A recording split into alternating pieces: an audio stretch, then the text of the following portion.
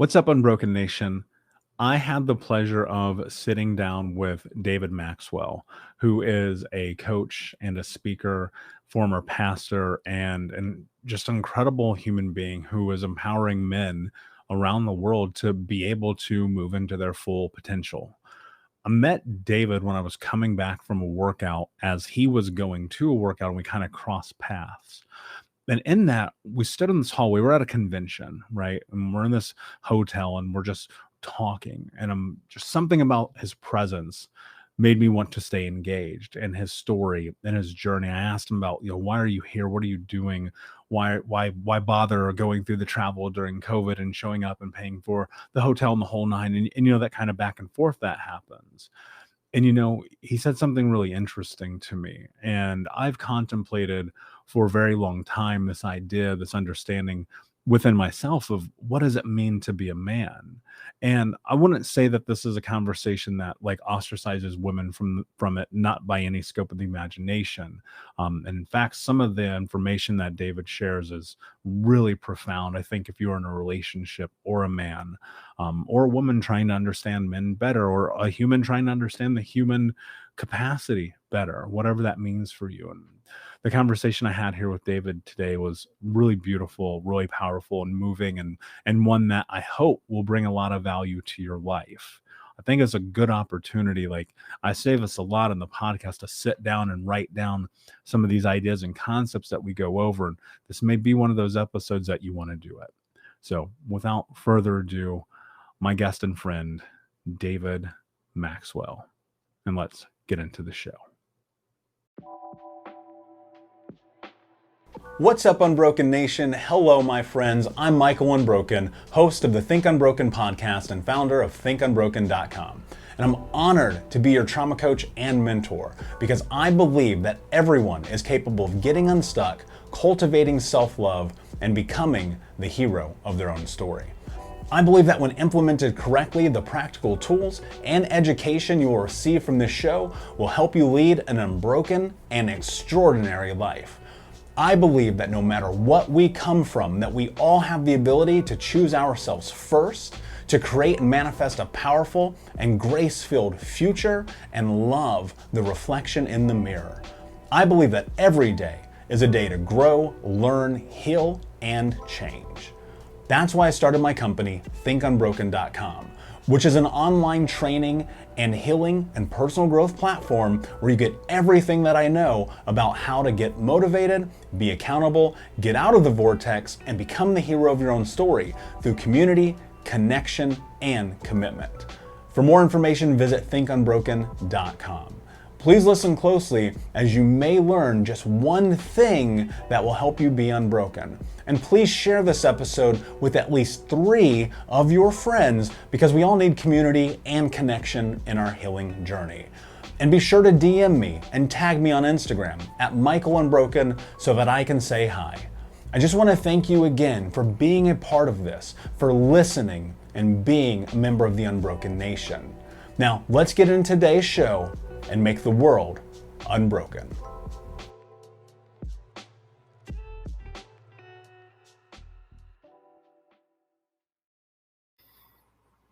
Hey, what's up, Unbroken Nation? Hope that you're doing well wherever you are in the world. Super excited to be joined by my guest today, David Maxwell. David coaches men on how to live a life with purpose and passion. He spent 25 years helping men feel confident in who they are and the decisions they make. He is also the host of the Confident Man podcast. David, my friend, I am so excited to have you here. How are you today?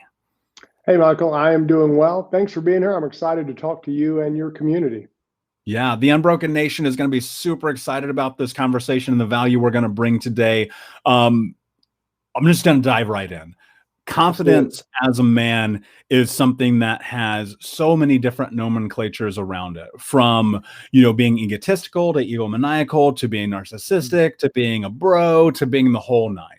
And I recall early on, you rewind my journey 12, 13, 15 years, being in my early 20s and just not really understanding what confidence was or self-esteem, and finding myself 27 years old going, I have zero self-esteem. Yeah. Talk to me about why that's so prevalent for men, and what your mission is in trying to change that nomenclature. Yeah, I think for a lot of guys, well, that was my story. I mean, I started the process at right around 29. My son was born, and I figured out one, you realize you don't know how to be a dad, but I also didn't know how to be a man. My parents divorced when I was young, and I had different abuse situations happen in my life when I was little that really kind of, I didn't realize, because when you're a kid, you don't know. But as I grew up, those kind of became the center of who I was and what I did. And what a lot of guys do is when they're not sure who they are, they're trying to find their validation outside of themselves. And I think that's where a lot of guys are today. They don't know who they are just as a person. They don't know how to live. And so what a lot of men do is they latch on to the success model, the get as many women as I can model. And those are the things that say, those are in their mind, I'm proving that I'm a man. I have money, I'm a man. I can have sex, I'm a man. And so those are the things that a lot of guys turn to because they don't know what else to do. Sometimes it was the model shown to them. Sometimes it's just the influence of society. They're like, well, that's what the movies tell me I should do. And so I think a lot of guys are out there doing all of that. But the problem is, a lot of them are realizing kind of in the back of their mind, is this it? There's a quote from Marie Antoinette. I don't know if it's a genuine quote or not, but supposedly right before the French Revolution, she said that nothing tastes, which means that they had so much of everything that nothing really made them happy anymore. And I think for a lot of guys, they're trying all of this stuff and they think this is what's going to make me feel like I'm a man. This will validate me as a man, but then it doesn't. So then they're like, well, maybe I should move on to the next thing. That's why you see a lot of guys go from relationship to relationship to relationship, because they're trying to find that woman that they think once I get the right woman, everything will fall into place, and not realizing that the issue is really within them. And that's the part that a lot of guys are scared to do, to go within and do what I call the journey within, which is really the scariest journey for most men.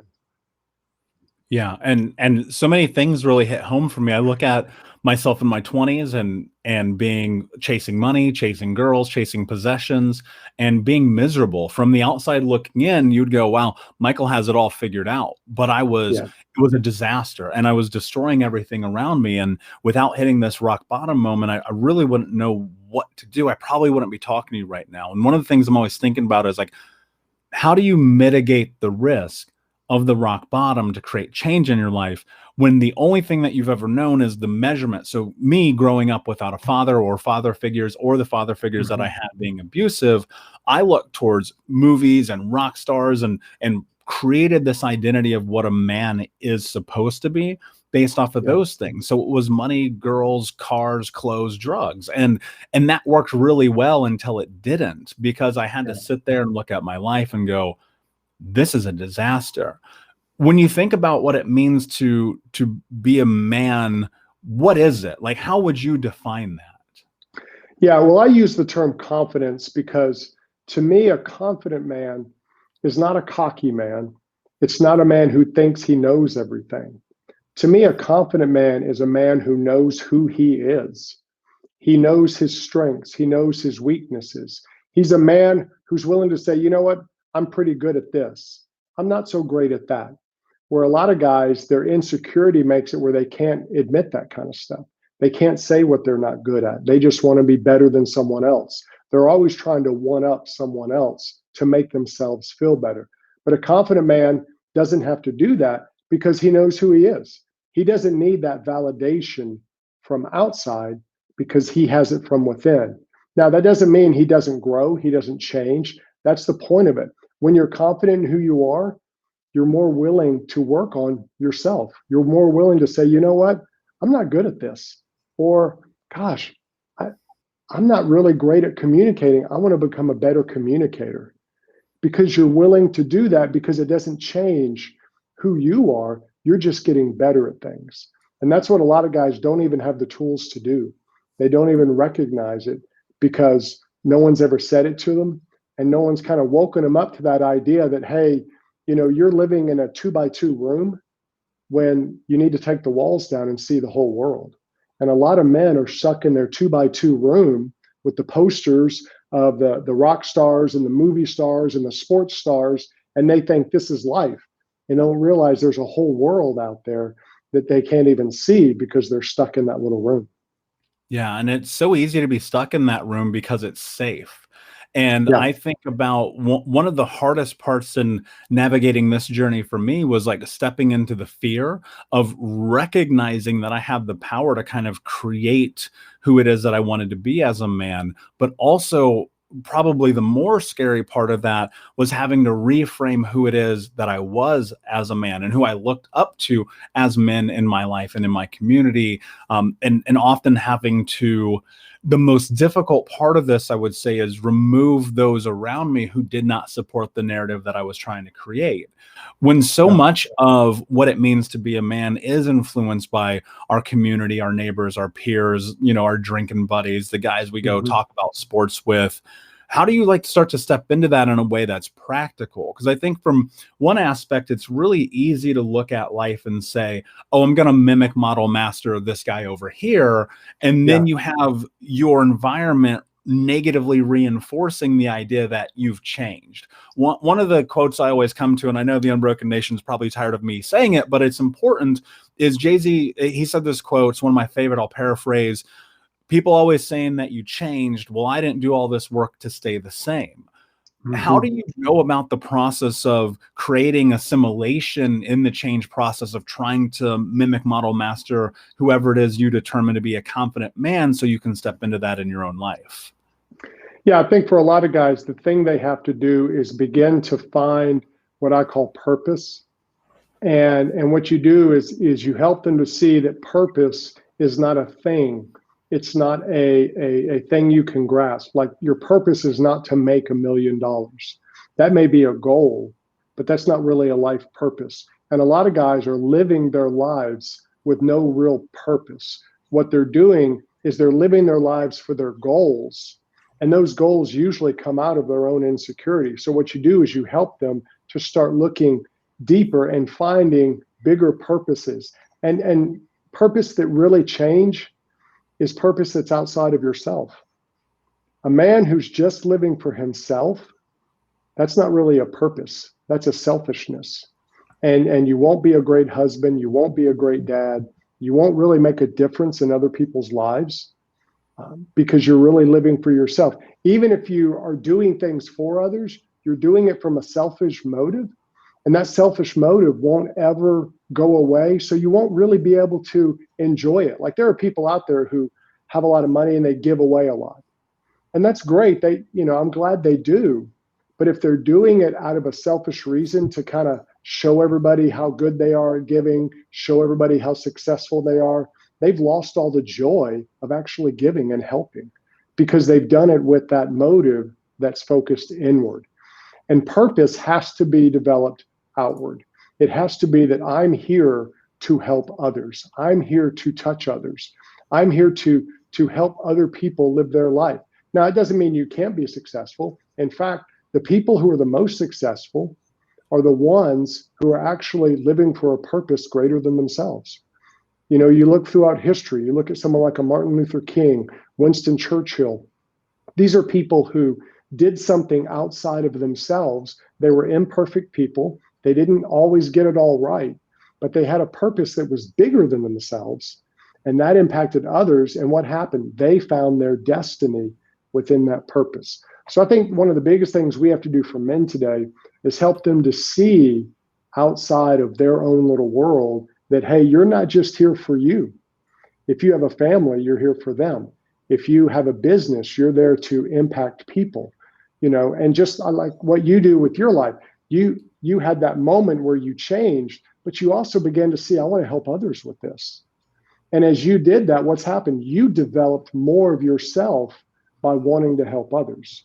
And I think that's where a lot of guys are missing, is they're living so inward on selfishness that they're not thinking that they're here to really help other people. And so they're missing that whole aspect of their life. Yeah, that's such an incredible and poignant thought, because what I'm always thinking about is of being in service. Because if I rewind to my life as a man being a disaster, it was me first, me first, me first, because I Hmm. was equating achievements, right, to this idea that this is what it means to be a man. And like with some of those achievements, they were ridiculous. And I always keep it real on this show. It was, how many women could I be with? How much money did Yeah. I make? What kind of car could I have? What can I have the most expensive pair of shoes in the hood, right? And so because of things like this, my achievements, the things that drove me were what I would consider to be, for lack of a better term, nonsensical in comparison and juxtaposition to the man that I am today. Whereas this morning in my journal, I wrote, when I die, I helped 250 million people. Whereas not Yeah. that long ago, it'd be like, can I buy 250 pair of shoes, right? Yeah. And so, how do you correlate this idea of creating purpose while understanding that achievements are okay and not get lost in the scope of it all?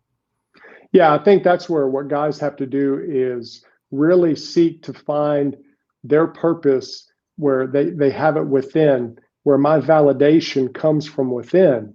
Because then what happens is you can go for the achievements, you can make achievements happen because those don't own you.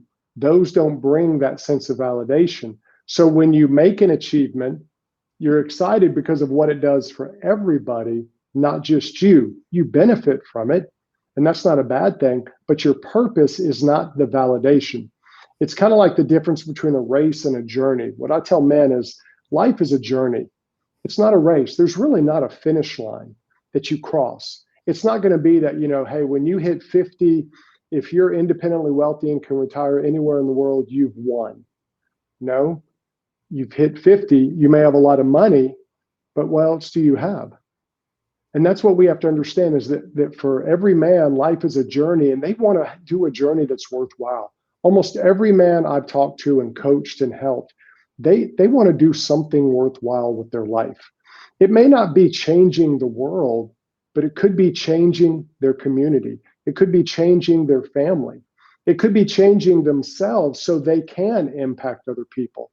Some men that I've worked with, they get to that point where they realize, I'm a selfish pig. All I do is think about me. And that's a huge revelation for them, especially if there's someone who has a family. And if they start focusing on their wife, if they start focusing on their kids, what can I do to impact their life? Then they will be completely transformed because they've kind of taken themselves out of the picture and they see themselves living for that other person. So they may get the achievements they want. They may get a happy marriage. They may have great kids who love them and they have a good relationship with. And those are great things. But they get those not because they're just trying to do that, because they're trying to make a big purpose in the world and change other people. Yeah, and I think about this constantly, right? And so much of it, the phrase, when people go, "Oh, you want your cake and you want to eat it too," I'm like, well, why else do I have cake, right? And so I think Yeah. a big part of my journey and what I want, like, you can have success and you can have a great relationship, you can have a great career, you can have a great family, you can have everything and impact the world. But I think the hunger, like this idea of like having an appetite for something, right, is so Yeah. much about, and I want to know your thoughts on it, is about, can you satiate your needs as a human being, as a man, as a person, to create and impact the change that you want to see in the world? But I find that you have to be super, super self-aware, for lack of a better way to phrase this, so Mm-hmm. that that appetite doesn't actually become the driver. One of the things I know that you talk about in coaching is appetites. What does that really mean when you're trying to understand who you are? Hey, what's up, Unbroken Nation? Michael here. I just wanted to take a moment and invite you to the Think Unbroken community coaching sessions. We start these sessions at the beginning of every month, and we take a deep dive into the baseline and frameworks of what it means to get out of the vortex and become the hero of your own story through community, connection, commitment, and education. You can learn more about this at healtraumacoach.com, where you can fill out an application and sign up for a trauma healing call with me or my team to see if the Think Unbroken community coaching sessions is right for you. That's at healtraumacoach.com. We start at the beginning of every month. I cannot wait to see you there. And I'll be honest with you, if I'm not the right fit for you, we will help you find the person that can help you on your journey. Well, for men, we want to give men permission today to be passionate, to have desires, because that's how we're designed. Men are passionate creatures. You get two men together who are into two different sports teams, and they're going to be passionate. They're going to be arguing about who's the best.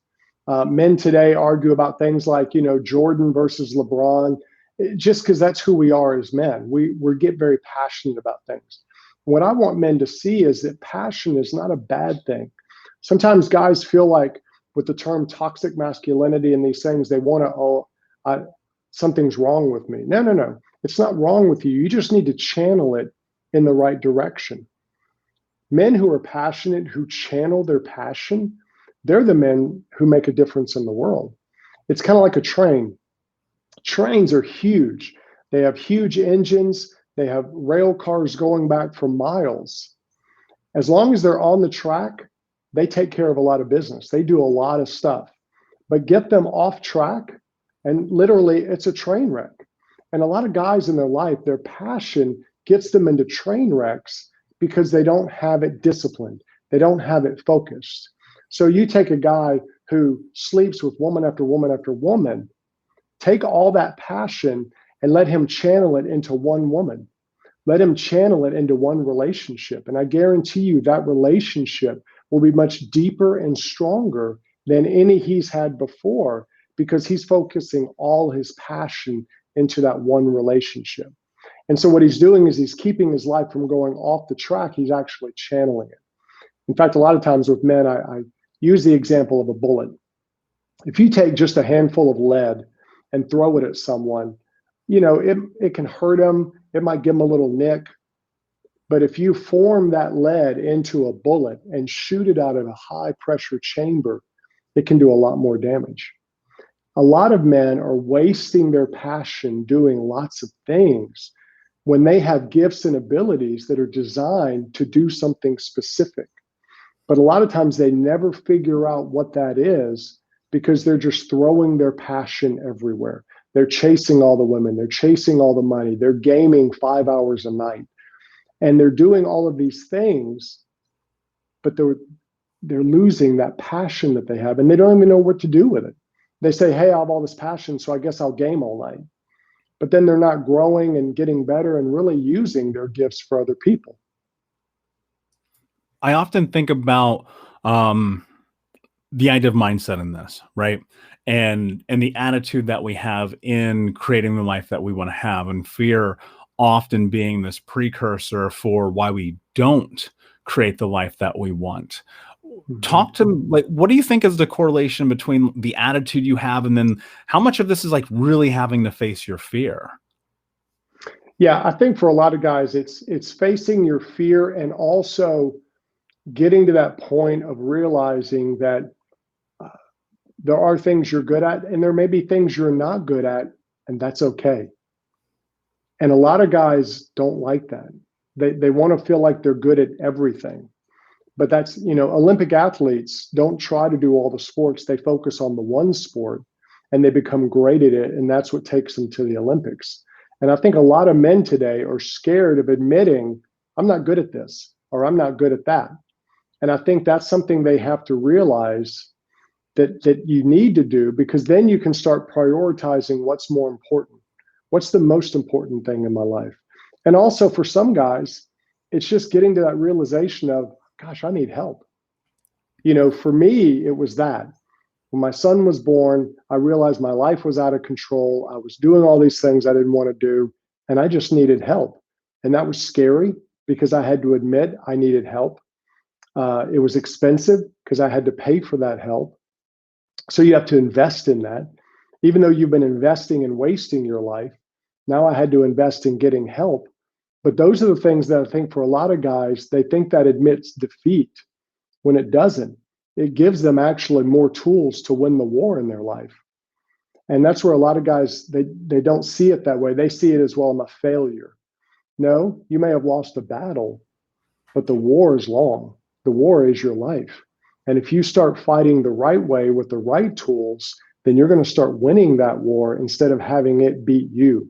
And some guys, they've just gotten so beat up. Maybe they've been hurt.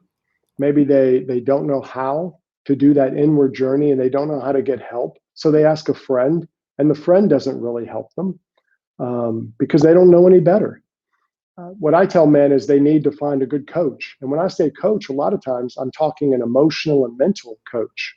And that could be someone who coaches like what you do with Think Unbroken or what I do, coaching men, or it could be a professional counselor. Some guys need to go to deep counseling and deal with stuff. And what I tell them is, think of a counselor as someone who's a mental and emotional coach. All they're doing is helping you figure out why you are the way you are. It's not to blame. It's not to not take responsibility. Men should take responsibility for themselves, but they should also recognize, hey, I need some help. You know, every professional athlete has a coach, and they're the best of the best. You know, you watch the series on Jordan. I was just reading something about it today, and he had Phil Jackson. You know, he had coaches, he had people, he had trainers, he had all these people helping him so he could be his best. And I think as men, sometimes we think I have to do it all on my own. I have to be the lone wolf. And that's just not the case. When a man surrounds himself with other people, when he surrounds himself with those situations and starts to better himself, that's when he'll make more of a difference because he can actually grow stronger from it. Yeah, I could not agree more. If I were to like package up the way that you create change in your life in a simple way, it's like get a coach. And I mean, I have multiple coaches. You have to think about this. Even I love the professional athlete reference because you think about they have a nutrition coach, they have a fitness coach, they have a conditioning coach, they have a strength coach, they have, you know, the game coach, they have assistant coaches, the assistant coaches has coaches, right? What I'm always thinking about is how can I be in connection and learning from a person who maybe even just one step in front of me, not necessarily even, you know, 10 miles away, because sometimes people go and they look up and say, okay, I want to have that person coach me, but you're not ready yet. But there's somebody closer to you that can help you get there. But, you know, I've said it a million times, asking for help is not weak. It's in fact the strongest thing I believe that we can do as human beings. But in that, you can sit here, you can ask for help, you can work on your attitude, you can do all this work. But at the end of the day, my favorite word, action, you still have to do something about it. What is it that you think is the precursory reason why men don't take more action in their life to have the life that they want to have? And what tools can you give them to, and this applies across the board, I think, maybe not even necessarily just men, but what tools can you give us to help us take action in our lives? Yeah, I think one, it's a mindset shift of a lot of guys I've coached. It's not the fear of taking action is not the fear of action. It's the fear of perfection. And I think a lot of men, a lot of women even, we're very much perfectionist in our minds. And so what we do is we have this perfectionist mentality. It's like people who at the beginning of the year, I'm going to lose weight, I'm going to get in shape, I'm going to do this, that, and the other. And a lot of men do this. They start the year, I'm going to do the 12 egg a day diet and put dirt on my tongue the rest of the day. I'm going to run 20 miles each day. And in 4 weeks, I'm going to lose 100 pounds. Well, that's ridiculous. And they're going to fail and they're going to mess up because that's impossible to do. And they shouldn't do it that way. And so they think, well, you know what? I'm just a failure. So they quit. And I think for a lot of us, what we've done is we've messed up at times in the past. So we think, you know what? I'm a mess up. I'm a failure. So I'm just not going to try. I tried it one time, it didn't work. I tried it 6 times, it didn't work, whatever. And what we have to do is understand that progress is better than perfection. None of us is perfect. We'll never be perfect. But progress is that one step at a time. And I think for a lot of people, it's just taking that first step. It's not figuring it all out. You know, where's my life going to go? How am I going to do this? That's impossible. You don't know the future, but you do know the one step you need to take. The one step may be, I need to get a coach. The one step may be, I need to join a group to help me overcome this area of my life. The one step may be, I need to get out of this toxic relationship. Everybody usually knows the next step they need to take. And I think the key for people is just take that next step. Don't worry about the steps after that as much as just take the first one. And then usually you'll grow enough to go, okay, maybe I need to go here. Maybe I need to go here. We talk about coaching. Last year, I joined a coaching organization that you're a part of now. And the thing it did for me was it helped me change my mindset. This year of coaching with them has really opened my mind up to stuff I never would have thought of, or it would have taken me 10 years to do. So what they do is they really make it a lot faster where you can grow a lot more. And I think we have to realize that as people, just taking that first step and getting that help actually moves you to the place. Then you start recognizing, oh, maybe I need to do this next and do that next. Where a lot of times we want to have it all planned out. We want the Google map form that shows us the entire process for our life. Life just doesn't work that way. A lot of times it's just start moving in that direction and then it goes from there. Absolutely. That's the only way. I think about momentum all the time. Without the first step, you will not create momentum. And to sit within the scope of fear, like everyone's scared, everyone has fear. But the difference in life between those who are successful and not are the people who are willing to face it. And it's not easy. And I'll tell you this, I would much rather walk through the tunnel holding someone's hand as opposed to by myself. And one thing I'll mention as well, like I love that you also have a coach in your life who coaches you. If don't hire anyone who doesn't have a coach. Let me tell you this. And I'll tell the Unbroken Nation, they know how I feel about this. I will never be like, I'm going to be the person that can solve the problem for you. It might be David. It might be someone else in our peer group. It doesn't matter to me. Just find that person. But if they don't have a coach, they're full of shit, and do not give them any of your money, time, effort, or energy, because they are a farce. One of the things I'm curious about here, I'm going to flip the script a little bit. As a woman, how can women support us in our journey to be the best version of the man that we want to be? I think a couple things. I think for a lot of women, if they're married to a guy or he's their boyfriend or something, is a lot of times if you're in that close relationship with them, it's really best for you not to be the coach.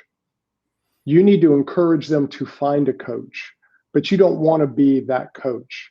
I was talking with a guy recently, and he and his wife were talking about some issues. And I told him, I said, listen, you're her husband. You're her lover. You're not her coach. Don't try to be her coach, because he was trying to coach her, but she was not receiving it very well.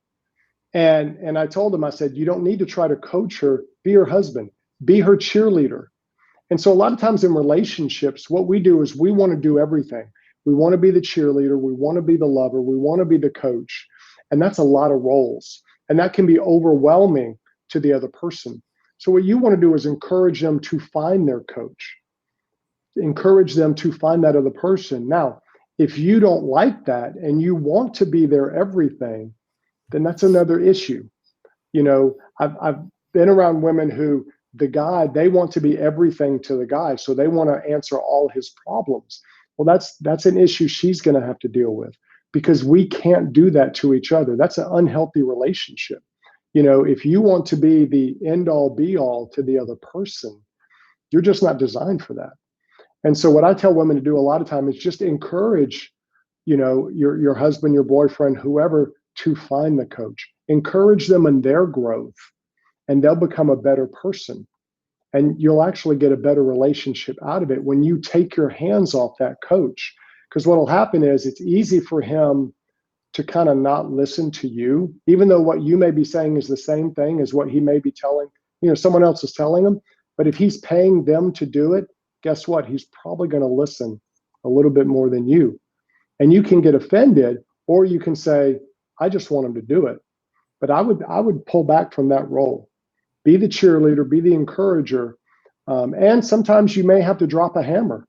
If a man is doing something that's hurting him and hurting you, you may have to be the one to say, okay, get help, or that's it. And sometimes as men, we need that. Sometimes women need that. Everybody needs that at times.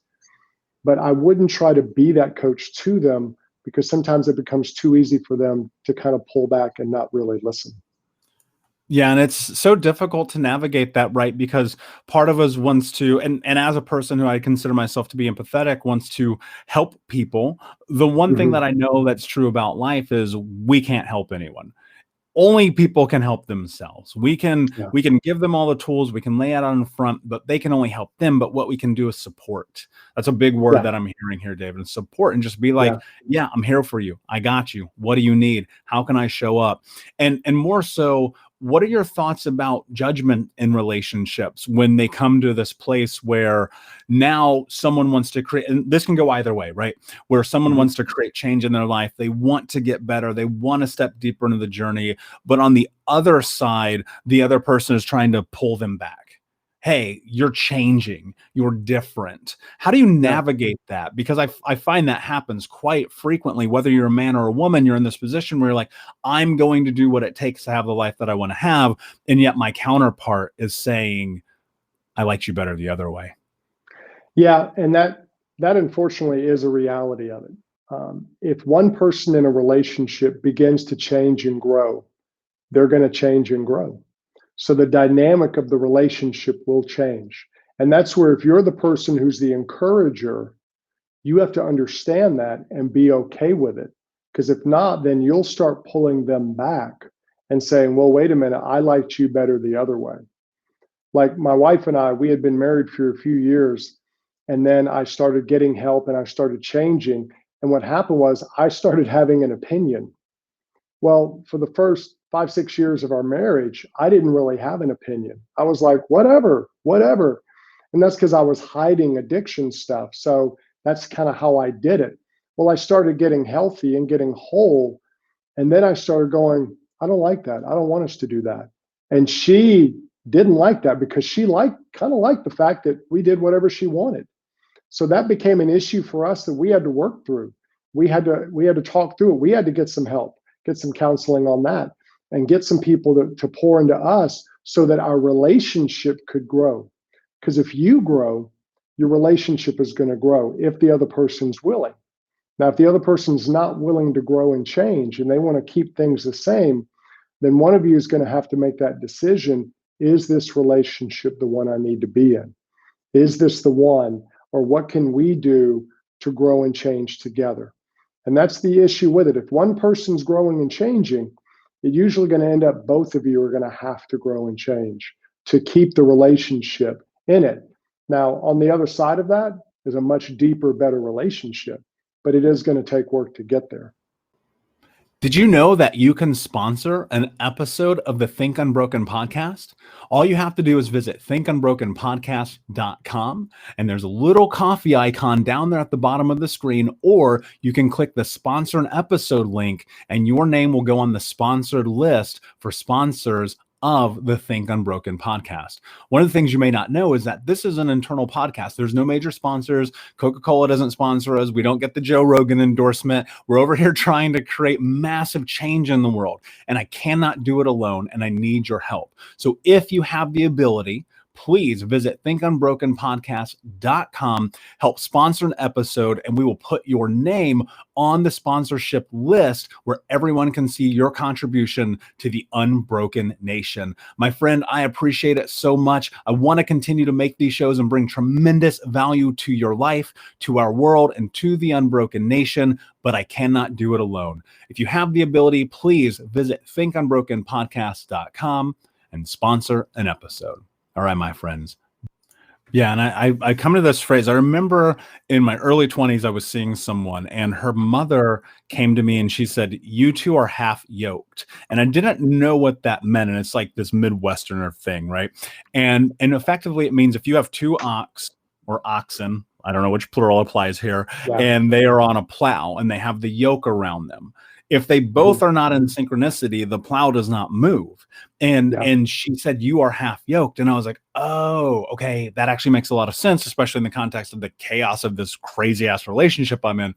And so Yeah. getting on the same page is so important. And I don't Yeah. even think you can hit that home any harder than that. And I think it really starts with you guys getting an alignment about the future that you see the relationship being. And I believe, and I could be wrong here, David, but do you feel like this applies across the board, like beyond relationships, but to life and career and to mission and to journey and everything? Yeah, really, a lot of times, if you begin to change and you really begin to take stock of your life and your purpose, a lot of times that means a lot of things are going to change in your life. Now, and that's what sometimes holds people back is they're scared of that. And what I would say is don't try to figure out what the change will be, but understand it if it comes.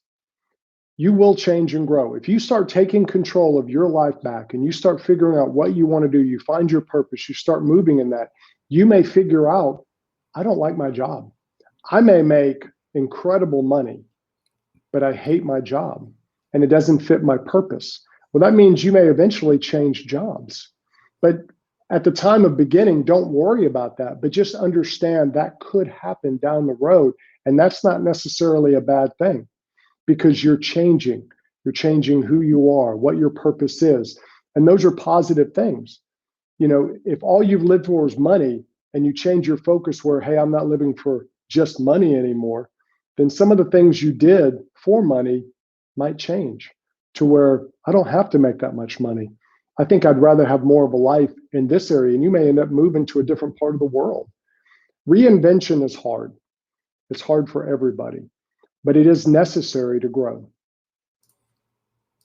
Couldn't agree more. And ultimately you're going to be faced with this precipice of, am I willing to do what it takes to be the person that I want to be? And in that, you're going to have to ask yourself some difficult questions. You're going to have to change your attitude. You're going to have to change what you want to achieve. You're going to have to change the action that you take in your life to create that person. And if you have support, if you have other people on the journey who are in synchronicity with you, it will be so much easier. And I think that's the thing people often miss the mark on is they're out Yeah. here, they're trying to do it alone. They think they can handle it, but they don't recognize something very important. And that is that no one great has ever done anything on their own. It just Mm-hmm. doesn't work like that. You can't even name them. Talk to me about, before I ask you my last question, Yeah. what is it that you want to do? Like, what is the impact that you want to make in your life and your achievements and your actions? What does the future for you look like, David? Yeah. For me, the future, it's different from what I thought it was going to be. I'd done 30 years working with teenagers in ministry aspect, helping people. Um, my wife passed away about 2.5 years ago, and after 28 years of marriage. And as I walked through that process of grieving and figuring things out, I had a job change. The job I was in kind of wasn't there anymore. So it kind of did all this shifting in me, and it made me really, what do I want to do? How do I want to make a difference in the world? And through that process, which is not a fun process to go through, I learned a lot about I really want to empower men. I really want to help men. I've been doing it my whole life. I just hadn't realized it, that I've had this thing about helping men, young men, my journey of growth as a man. And it kind of came out of a lot of that process in my life where a lot of things were taken away from me. And it wasn't my fault. I didn't do anything to make that happen. It just happened. Brain cancer kind of did that. And it kind of it took my wife away, and I could be angry and bitter about it, or I could say, okay, what's next? What's the next part of my life? What am I going to do with my life? Am I going to just sit and mourn and say, well, I've lost everything? Or am I going to figure out what's the next step? And so I had to do it again. I had to find support groups to go to. And the first one I went to was one of the most awkward support groups in the world. Um, and it was hilarious. I walked in and everything inside of me screamed, get out, get out, get out. Um, but I didn't. I stayed because I knew I needed support. And that support group became one of my most treasured places to go because I could deal with my grief around a bunch of people who understood. They didn't sit there and go, "You're a freak." They sat there and go, "Yep, that happened to me." And I'd be like, "Really? So I'm not the weirdo?" And it's amazing that when you begin to say, "Okay, I'm going to grab a hold of this reinvention." Yes, it's uncomfortable, it's hard, and sometimes things pop up that you're like, "Oh, I didn't know that was there. I didn't want to deal with that." But that's part of the growth process. And so for me, helping men do that has become my passion, my life's work. I want to help men, be better husbands, be better fathers. I really want to help multiple generations because I worked with teenagers for so long. I could tell you the families that were healthy and not based on their kids. I could tell the ones who had a good relationship with their dad and who didn't. And so I want to help guys achieve that in their life because I think it's going to help our society as a whole. You look at the fatherlessness in our society, I think that's one of the things that's devastating us as a country is the lack of fathers who are active and involved in their children's lives. And so that's kind of become my passion is to help men. And it kind of came out of my own brokenness of going, what am I going to do with my life now? I love that, man. I relate to that, and thank you for being vulnerable and sharing that. And it's such a great point, David. You can create change in your life, and you can still lead a life on your terms, no matter how bad things have been. Because the one thing I know about life is like I don't know that it gets easier, but I do know that the option to lead it on your terms is always going to be there. And I love your mission. I fully support it as a man who had no idea what it meant to be a man because I spent so long lost by myself without father figures and role models. That work and that service is needed in a way that I can totally align with. And so I'm so happy that we get to share this mission and story with the Unbroken Nation today. And I hope that someone listening will come and find the support that they need, whether it's through us or through you or through anyone else. Before I ask you my last question, can you tell everybody where they can find you? Yeah, everything about me is at my website. It's David the Maxwell. It's David, T-H-E, Maxwell.com. And there's information about me, about what I do. I speak, I coach, I have digital curriculum, all that stuff, just trying to help men be who they are. And on there, I have a free video course. It's just a 3-video course, kind of helping men own their passions, helping men kind of learn how to take their passions and focus them. And that's a free thing guys can download and do. I love it, David. Thank you so much. And my last question for you, my friend, is what does it mean to you to be unbroken? I think it's understanding that no matter what happens, if you just keep one day at a timing it and just what is my next step, that when life throws stuff at you, and life will, stuff happens in life, stuff that sometimes you caused and stuff that other people did to you. And it's not fair and it's not fun. But if you make that decision that I'm going to walk and I'm going to keep walking in that new direction, then those things won't break you. Those things won't take you out. They'll actually become the stones that you'll step on to go to that higher level. And I think that's what it means. Because when I look back over my life, I see things that were done to me. I see things that I did. But I just made those decisions at key points that I'm going to go this direction. I'm going to keep walking. And people say, well, what's going to happen? You say, I don't know, but I'm just going to keep walking. And as long as you're still moving, as long as you're still trying and you don't quit, then you can't be broken. I think you won't be broken. Even if you fall down and get devastated, you're going to get up and keep walking because that's what you've decided to do. Powerful, my friend. Thank you so much. Thank you for being here and sharing your wisdom and knowledge. Unbroken Nation, thank you for being here, my friends. We appreciate you. Please like, subscribe, comment, share, tell a friend. And until next time, my friends, be unbroken. I'll see you. I'll see you. Unbroken Nation, hope that you just got a tremendous amount of value from today's episode. I want to know what you think. Please do me a favor and review, rate, and share the episode with 3 friends on social media today. It would mean the world if you did, because ultimately at the end of the day, creating community and connection is how we heal generational trauma in the world. And I need your help to do that, Unbroken Nation. So if you're on iTunes or Spotify or wherever you are, please like, comment, share, review. I want to know not only what you like about the show, but how I can make the show better, how I can make this further about helping you on your healing journey. So do me a favor, and when you do, shoot me a screenshot of you making the review to my DM at Michael Unbroken on Instagram so that I can have a conversation with you, say hi, and more importantly, so I can share it with the Unbroken Nation. Thank you so much, my friend.